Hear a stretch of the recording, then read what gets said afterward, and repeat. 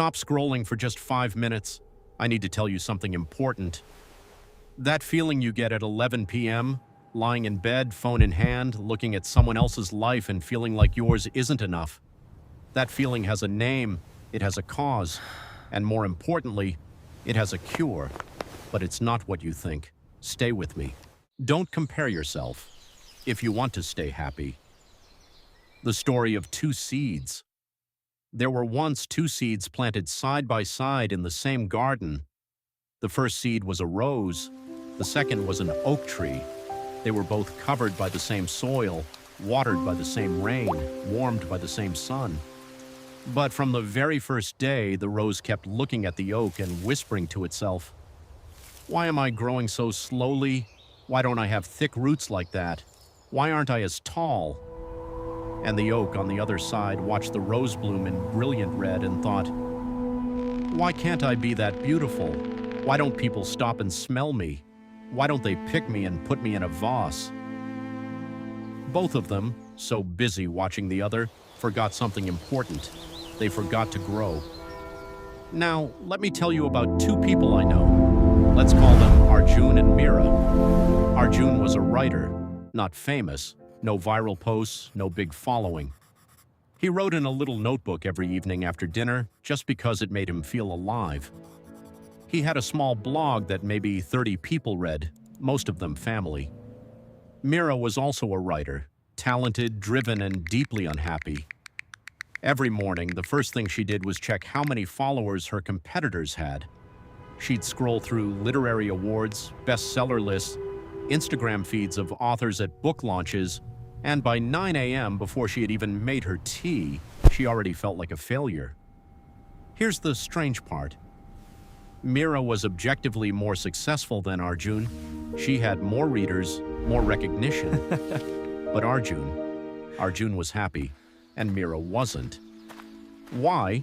Because Arjun was running his own race, and Meera was running everyone else's.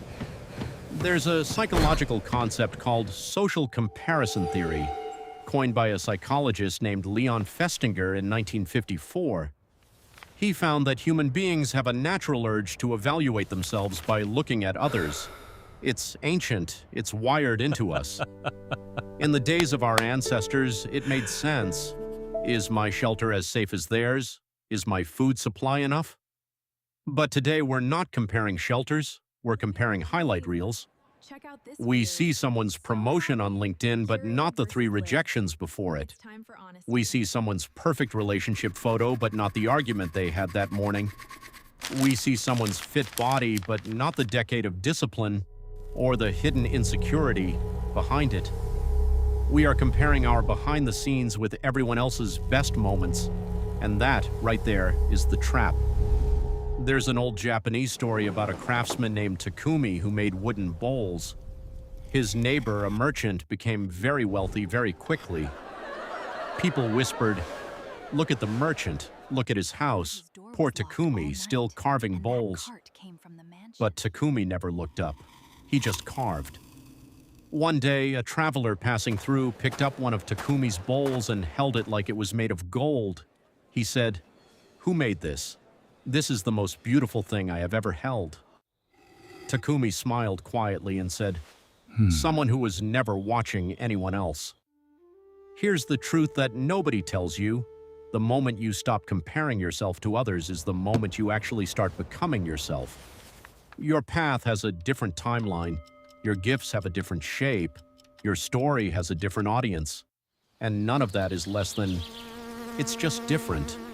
The rose will never be an oak. The oak will never be a rose. But the garden needs both. So the next time you find yourself scrolling at midnight, feeling small and behind and not enough, close the phone, open your notebook, tend your craft, water your own garden. Because comparison is the thief of joy, but contentment is the garden where joy actually grows. The question is never, am I as far as they are?